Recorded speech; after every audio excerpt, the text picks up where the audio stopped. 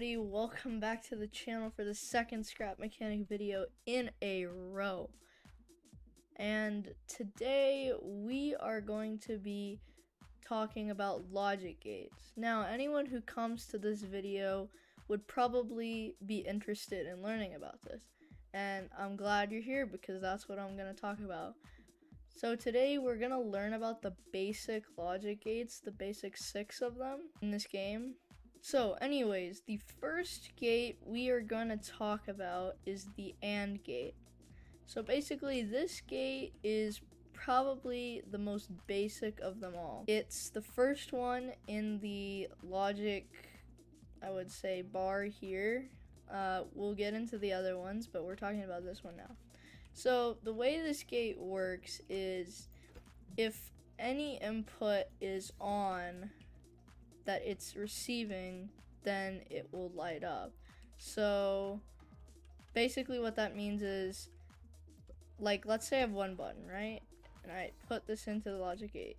This one button is on, so this gate will turn on. But now let's say I add a second button.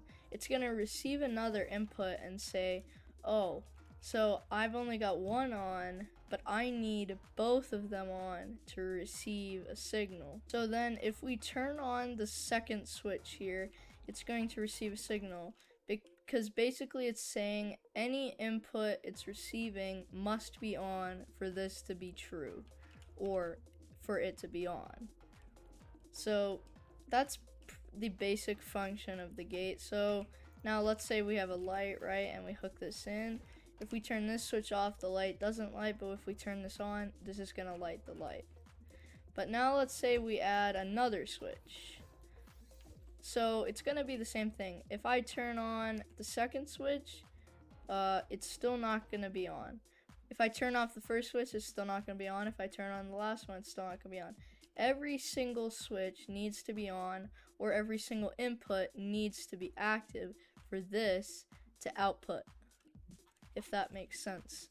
If you guys want to pause the video and think about that for a second, you're welcome to do so. Anyways, let's put this into another example. So let's say I have this rotating bearing, right? And it's hooked up to an engine, and it will only rotate if this gate is on. So right now it is on, but if I turn this off, it's not going to rotate, because it's not receiving every input. Every input is not active. So that means this will not output a signal. But if I turn this on, as you can see, it starts spinning. So hopefully you guys can visualize that. If there's anything you guys are confused about, please leave it down in the comments, and I'll try to answer any of your questions that you have about this gate. Anyways, let's move on to the next gate. Okay guys, so next up is the OR gate. It is the second gate in the line. It's after AND. So the principle of this gate is one or the other, just like the name suggests. So here, as we can see, a small visual representation. If one is on, it outputs. If both are on, it outputs. It doesn't matter which one's on, as long as one's on, it outputs. If both are on, it also outputs. So let's say I click this button, that's still gonna be on. If I click this button, it's still gonna be on. And it's pretty much impossible for me to click both of them at the same time, but if I did click both of them at the same time, it would be on. That's basically how the OR gate works. So it's one or both. If there's none, then it's of course off. So this would be the best, like, pretty much the gate to use in any situation where you're gonna have multiple gates hooking into one gate and you're gonna have multiple situations. So if I had like an AND gate here and an AND gate there, but I wanted to make sure, like, if one of these is on, this has to be on. Not like if I had an AND gate here and I had two other logic gates here. So if I have it like this, right? And these are both feeding in to this logic gate. But now I've got two controls. This is gonna be like visually represent this as a logic gate, because this really would only be used in a circuit. So if I click this button, it's going to receive a signal. But if this guy also clicks this button, it's also going to receive a signal. But either one would give it a signal, meaning that it doesn't matter if this guy's pressing it, it's still going to be on if this guy presses it. So that would be good in a environment where, like, let's say it's like an autonomous robot, right? You want it to turn if it sees it on this side, but you also want it to turn if it sees it on this side. So you want it to activate either way. And then you would have like this is a sensor, right? And then you connect the sensor to this, and you connect the sensor to that, and this would be kind of a little circuit here that says if this one sees, then this is active. If this one sees, then this is active. If they both see, this one's also active. So that is the OR gate. Let's move on to the next one. Okay guys, so the next gate is the XOR gate. So you could call this like the exclusive OR gate. It's basically an OR gate, but it has some different properties. So this gate is one or the other, but not both. So let's say if I put this one on, it's going to turn on. But if I turn this one on, it's not going to turn on. But if I turn this one off, it's going to turn on. So that's the one or the other, but not both. So this would be used as like a switch, right? So let's say you have a door, and I've built one over here. Basically, you want to say go inside, right? So you'd go inside, pretend this is like a house here. And then like, oh, okay, I don't want to step outside, close this, and then have to run inside. I'll just click this button, and it will shut the door for me, so I don't have to go back outside. And the way this works is with the exclusive OR gate, since it's one or the other, but not both, since both are on currently, it's off, and not sending an input to the controller to open the door. But if I turn this one off, it's going to turn the door open. And now I want to close the door again, I turn this one off, right? Since both are off, it's not going to put out an input, but one is on, now it's going to put out an input. If this one's on, it's not going to put out an input, if that makes sense to you guys. You can pause the video here to think about that again, but this gate is probably the most simple one, other than the AND gate. That's also very simple. But this is how this would be applicated in, let's say, like a house situation. We'll get on to more complex uses of the gates in a later episode. This is just very simple basics, what you could use this for if you're just getting started in scrap mechanic. Now let's move on to the first inverted gate. Okay guys, and the next gate is the first inverted gate on this list. It is the AND. So basically, the meaning of inverted is pretty much just what it says. It's the opposite of what it is. That's why they all have an N, or in this case, it's an X with an N after the X. So for this one, it says AND. So what we can determine from this is that it's the opposite version of the AND gate that we looked at in the start of this video. So basically, just as it says, it's exactly the opposite of the AND gate. If one switch is on, then this is still on. But if this is on, then this is off. So it's the opposite. So if you guys remember, I'll go over it one more time. The AND gate is if both switches are on. In this case, since it's the inverted version, if both switches are on, it's off because it's the opposite. So, since it's the opposite, you can use it for things like, let's say I want my plane's landing gear to always be down unless I toggle it. So with the AND gate, or NAND gate, you can basically make a small circuit here with a AND gate and a NAND gate, and you connect those into each other. And then that basically creates a switch. So right now, since this is off, this is on. And this is the only input of this gate. So now, since this AND will turn on if any input it receives is on. So if we turn the switch on, it's going to move the switch, basically turning off this NAND gate, which is controlling this controller, which controls this landing gear. Just represent it as like a landing gear of a plane. But then if I turn this off, this is going to go back on. So this would be pretty much used for a landing gear of a plane, or in some circuits we'll get into when we get deeper into logic. But hopefully you can understand what I mean by this gate. The inverted gates are much harder, so I suggest if you do not understand, watch the NAND section back again until you understand it. You should understand that if you understand the fact that this is the real AND gate and this is the inverted version. And you can see that since these switches are off, this is on.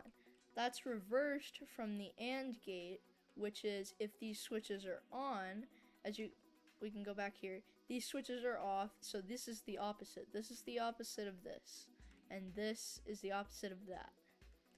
But both gates are on, so that basically is another representation that this is opposite. So if this is on, if both of these are on, then this is on. But if both of these are off, then this is on. So that's the inverted way of saying it, because it's the opposite. So if you guys understand that, you guys can stop watching this section and move on to the next inverted gate.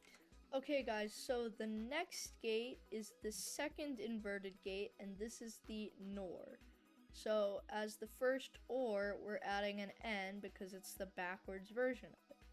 So as the OR works is either one or both is on. So if it's this one or that one, it's on. It doesn't matter which one it is. And if both are on, it's still on. But if both are off, it's off, of course. Now the NOR, the way it works is the opposite. So as in the OR, it was if one is on, then this is on. So either one. If either one is on, then this is on. If both are on, then this is on. But with the NOR, it's either one is on, it's not on. If both are on, it's still not on. But if none of them are on, it's on. So basically we can show that here. So if one is on, then it's still off. If this one's on, it's off. If both are on, it's not on. But if both are off, then it's on. So the place you could use this is if you had like a robot or something. And let's say your robot's going along, right? This sensor doesn't see anything because it's above ground. And that is triggering this NOR gate, which is saying that, oh, okay, to say this is like the circuit, right? It's saying, oh, okay, this sensor is not detecting anything, so do not take any action with doing anything. So this, let's say you high center your robot, right? This is going to be the visual of high centering. So I high centered my robot. The sensor sees something on the ground, sends the signal to the NOR gate, which then says, oh, okay, I see something. So it's going to say to this circuit over here, okay, I'm off, I see something, I need to avoid it. So then this circuit would act and then say to raise the robot up with pistons or something, and then once it starts not seeing anything, it will move forward and slowly go down until it doesn't see anything anymore. So that would be the application of this. Now there's more applications than I've been saying here, but these are the main things that I can personally think of that would be the most useful for these particular gates. Now let's move on to the last inverted gate and the last logic gate of this video until we move on to one more type of system that goes with logic. Guys, so the last and final gate of this video is the XNOR gate. The rule that applies to this gate is either both or none. So basically meaning, so like these two are off, right? it's on because it's both. Both are off. But if I turn one on, it's going to be off because it's both or none. So one on is applying to the none rule because it's not both. Both of them are not on. This one applies the same way. But if both are on, it's on because both are on. So a useful way this could be used is if you want people in agreement. So like, let's say this is on, right? But this guy wants to turn it off, but this guy doesn't agree. So he can turn it on and this guy can turn it off. So they have to agree with each other some way. Otherwise, this gate won't output a signal. So that's pretty much the way this gate is useful. It's hard to give a visual representation since we're not getting into any complicated circuits, so I can't really show you how this would be useful visually, but verbally I just told you if you want somebody in agreement, like I just said. So that's gonna wrap it up for the logic section of this video, but there's one more thing we have to look at, so let's go look at that. Okay guys, so the last thing we're going to look at in this video are timers. So a definition of a timer would be it delays an input to its output. So here we can see that we have a timer and it's hooked into a light. So as we watch this timer, we can set it to, let's say, a 3-second delay. So between the time I push this button and this light lights up will be 3 seconds. So 1, 2, 3. So there we go, 3 seconds. So you basically delayed the input.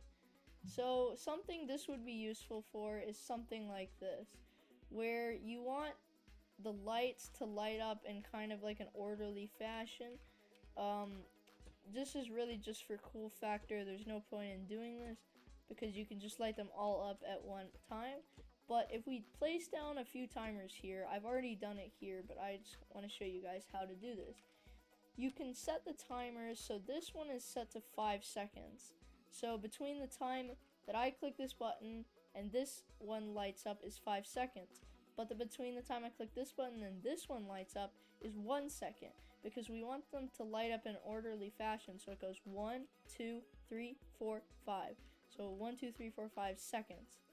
So when I click this button, they light up in an orderly fashion because they're all delayed a second apart from each other. So basically 1 second. So when 1 second passes, this has already hit its goal. When 1 second passes, this has pretty much made it half of the way. This has made it a third of the way. This has made it a fourth of the way, and this has made it a fifth of the way to completing it. So basically, that's how you made them light up in orderly fashion, but let's do that. So this is 5 seconds. So let's set this one to 6. Let's set this one to 7. Let's set this one to 8. Let's set this one to 9. And let's set this one to 10. So basically, when you guys see this, you're going to see that we've just made kind of an orderly fashion light up thing. So it's going to light up one light after the other in an orderly fashion a second apart from each other. So now we connect the timers into the lights. After you've connected all the timers to the buttons and you've set their delays, you connect each timer corresponding with the light into lights. And then once you've done that, you get this.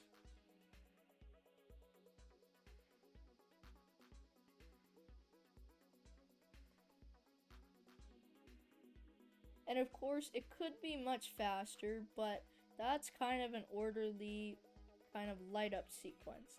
And then what also you could do is program sets of timers hooked into logic gates to do different inputs and outputs, so these lights kind of stream down, and they kind of move in, let's say, like a 4 pair. So it starts, there's like 4 here, and then it moves forward one, there's 4 here, then moves forward one, 4 here, then moves forward one, 4 here. So it kind of moves as like if there's somewhat of like a snake moving through here, and as it passes, the lights behind it D light, and then the snake moves forward, and then eventually it disappears, but then it comes back. So it's kind of like a kept going motion.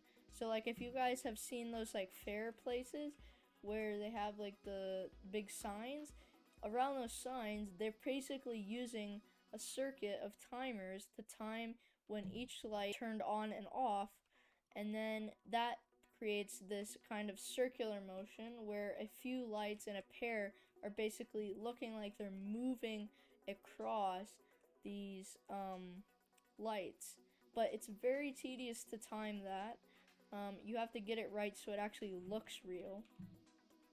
And yeah, I can actually do that. So guys, give me a second and I'll be back when I get that working, just to show you guys what I'm talking about. Okay guys, so I have made the contraption I was talking about earlier. It doesn't work exactly like I said, because that thing I said would take much longer and I have limited time to film this. But this is basically like an alternating light thing. So as you can see, the light moves back and forth between them. This is all use of timers and logic gates, exactly what we learned about. None of the complex logic gates, just the logic gates. These are just the things that will input to the lights, and they're only there so they can pass the signal on to the next one. Otherwise, it'd be much more complex to try to pass the signal on to all of these, and this is pretty much the easiest way to do it. But most of the time, if you were doing something like a carnival thing where this was moving back and forth and it was like in a circle, all of this would be behind the sign and it would only have a sign and you wouldn't see all this circuitry. But that's how you can get something like this. It's very simple. All you gotta do is make sure this repeater is timed exactly the same as your timers for the lights, and you'll get this type of flow. If you time these any differently, you'll get something different. Most of the time it'll be something like 4 lights in a pair moving down, like what I said earlier, but it wouldn't be fluent because there's going to be another 4 lights moving every few seconds. It wouldn't be just 4 pair of lights, and then when that gets to the end, it would come back and around and around. It would be more like 4 lights here, and then once it's past here, it's going to trigger another 4 lights, and it's just going to move down. But yeah, that is what I mentioned, and here I executed it. If you guys like this video, give me a like, drop any questions you have in the comments down below, subscribe, share, do whatever, hit that bell, and I'll see you guys next time. Bye.